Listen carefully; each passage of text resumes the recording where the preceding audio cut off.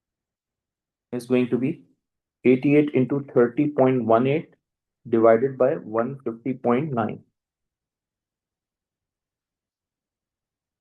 So it's going to be 1.85 gram. Okay. And that's my theoretical yield. And practical yield of this product X is already given. So I can find the percentage yield. The practical yield of this compound X, which is tertiary alcohol, is 12.32 divided by 1.85. Really? Okay. Into 100. So percentage yield is going to be 12.32 divided by answer into 100. 12.32 divided by 1.85 into 100. मैंने कोई mistake किया? Have I done any mistake? Oh my goodness, 30.18, 12.32, 150.9. Let me calculate. मुझसे कोई गलती तो नहीं हुई है? Calculation.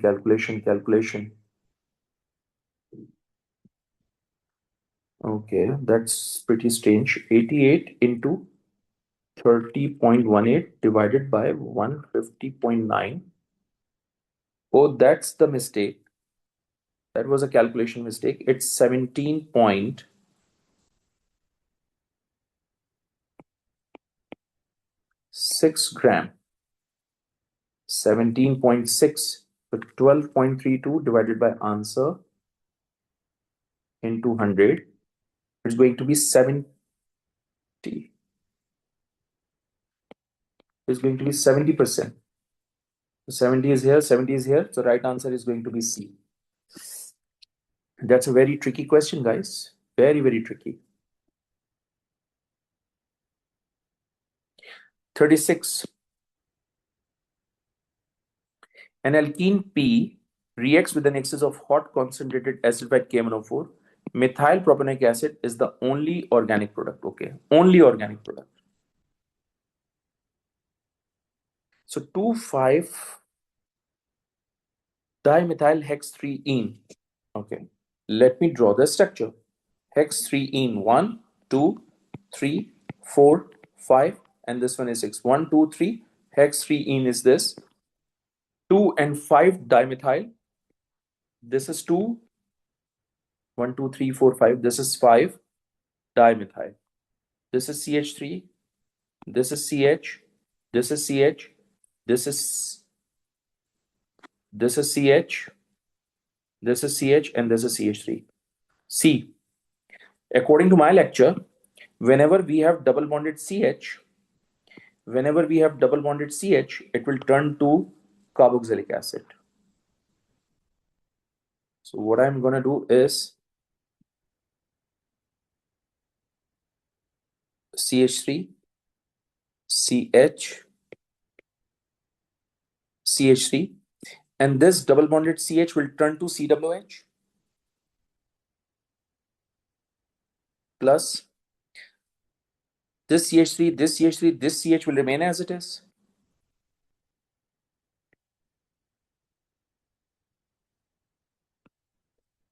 And obviously this double bonded CH will turn to CWH.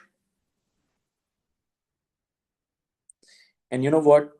This is methyl propanoic acid. And only methyl propanoic acid products are formed, which is why A is going to be the right answer. Okay? Examiner has instructed us methyl propanoic acid is the only organic product form.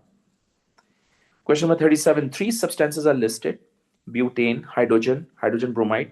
Which substances are possible products of the free radical substitution reaction between ethane and bromine? We have done this in class. When ethane and bromine react together, hydrogen bromide is formed. Hydrogen to form ही नहीं होता, it's absolutely incorrect. And since ethyl radicals are formed,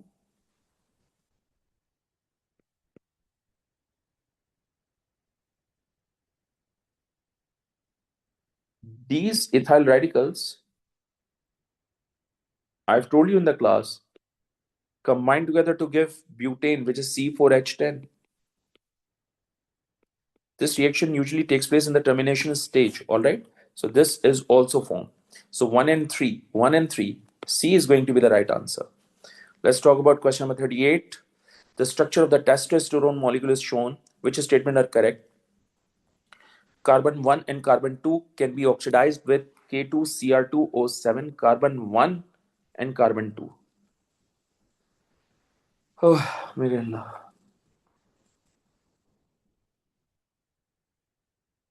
Carbon 1 and carbon 2.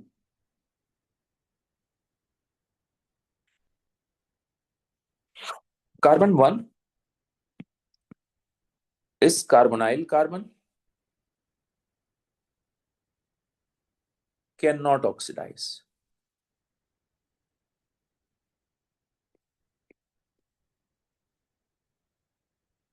One, two, three. This is secondary alcohol, can oxidize.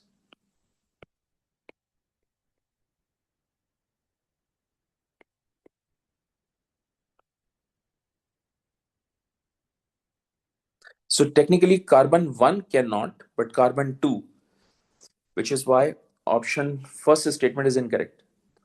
There are fewer than 27 hydrogen atoms in one. 27 hydrogen atoms. Let's count hydrogen atoms. Let's start from here. 1, 2, 3, 4, 5, 6, 7, 8, 9, 10, 11, 12, 13, 14, 15, 16, 17, 18, 19, 20, 20, 21, 22, 23, 24, 25, 26, 27, 28. So we have 28 hydrogen atoms in this testosterone molecule. Examiner is saying 27, and that's not even possible, which is why second statement is also incorrect. Okay, there are 6 chiral carbon atoms in one testosterone molecule. जो chiral नहीं है वो determine करो. This is not chiral. This is not chiral. This is not chiral. Not chiral. Not chiral. Not this one. Not this one. Not this one. Not this one. Not this one. Not this one. So these are not the chiral carbon atoms. Which one is the chiral carbon atom? This one. Second, third, fourth, fifth, and this one is sixth. So this statement is correct. So right answer is going to be 3. Okay तो मैंने आपको यही बता देना कि जो नहीं है कायरल कार्बन एटम वो डिटरमिन करो. तो ये भी कायरल नहीं होगा और टेक्निकली बेटा ये भी कायरल कार्बन एटम नहीं होगा. ओके जो कायरल कार्बन एटम नहीं होते उनको डिटरमिन कर लो. जो कायरल होगा वो ऑटोमेटिकली आपके सामने आ जाएगा. That's what we have discussed in class. 39. The structural formula of hept 145 triene is shown. How many of the carbon atoms in one molecule of hept 145 triene are sp2 hybridized? Okay.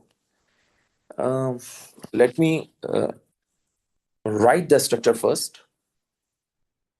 This is CH2, double bond CH. Then we have CH2. Then we have CH, double bond C, double bond CH, and then CH3. Now look at this carbon atom. It has 3 single bond and a 0 lone pair, which means it will give you sp2 hybridization. Look at this carbon atom. It has 3 single bond and a 0 lone pair. It will give you sp2 hybridization. Look at this carbon atom. It has 3 single bond and a 0 lone pair, which is why it will give you sp2 hybridization. Right? Oh my goodness. Look at this carbon atom. It has 3 single bond and a 0 lone pair, which means it will give you sp2 hybridization. Now look at this carbon atom. It has 2 single bond and a 0 lone pair, which means it will give you sp hybridization. So this one is not going to give you sp2 hybridization. This one gives you, this one gives you, this one and this one. Total 4 carbon atoms gives you sp2 hybridization, which is why A is going to be the right answer. Okay. अगर आपको याद हो मैंने class में बताया था कि whenever you need to find out the hybridization, double bond को single bond consider करोगे. So we have 2 double bond around this carbon atom, which means we have 2 single bond and a 0 lone pair, and therefore the hybridization is going to be sp. अगर आपको इस area के अंदर problem हो तो मैंने आपको valence shell electron pair repulsion model करवाया है, आप उसको चेक कर लीजिएगा, यूट्यूब चैनल के ऊपर वो टॉपिक अवेलेबल है। एएस लेवल के उस पे जाएंगे फोल्डर पे, वहां केमिकल बॉन्डिंग मिलेगा, केमिकल बॉन्डिंग के अंदर आपको ये पूरा फॉर्मेट मिल जाएगा, ठीक है। Question number 40, that's the last question guys. Hydrocarbon X is saturated. Each molecule contain one ring of carbon atom. The mass spectrum of hydrocarbon X is measured. The peak of molecular ion peak is 15. The peak of M plus 1 peak is 0.77. M by Z value of molecular ion peak. Okay, that's an easy thing. N equals to 100 over 1.1. Abundance of M plus 1 peak 0.77. And abundance of molecular ion peak, which is 14. So the value of N from here would be 0.77 divided by 14. 100 over 1.1 into 0.055.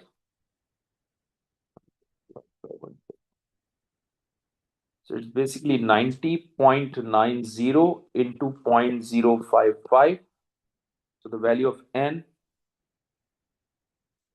is going to be 5.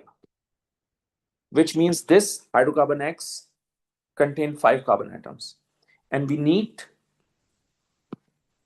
one ring of the 5 carbon atoms. So it's going to be obviously cyclopentane. And that's an alicyclic carbon skeleton. If you remember, we have done that in the introduction of organic, right? So this carbon has 5, this structure has 5 carbon atoms. 1, 2, 3, 1, 2, 3, 4, 5. Okay. So I think, okay. Now this has 5 carbon atom, and each carbon has 12 hydrogen, 2 hydrogen, 1, 2, 3, 4, 5, 10 hydrogen atoms. All right. So it's 12 times 5 plus 1 times 10. 60 plus 10 is going to be 70. So 70 is the molecular ion peak, or M by E value is 70. So C is going to be the right answer. Okay. That's the end of this paper. Thank you very much.